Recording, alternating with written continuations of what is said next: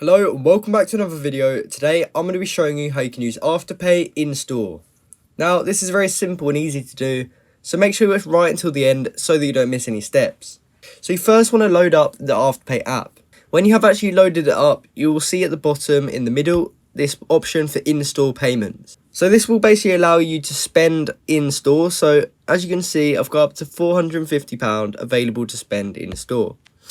So what you want to do is choose your shopping address. So as you can see, I've just chosen London, and you can just choose basically any of these in-store brands. So let's just say I needed something from Halfords. What I would do is I would click Halfords there, and here it will show us all the locations that are actually near to where we chose. So as you can see, all of these are around London, but obviously if you were from a different area, it would show you only places near to you. So what you'll do from there is then click Pay in Store, and you just have to follow this process on screen to basically add this card into your Apple Wallet. And then once it is added to your Apple Wallet, you will be able to pay in store with this card, and it will be taken out of your Afterpay limit. So that is exactly how you can use Afterpay in store.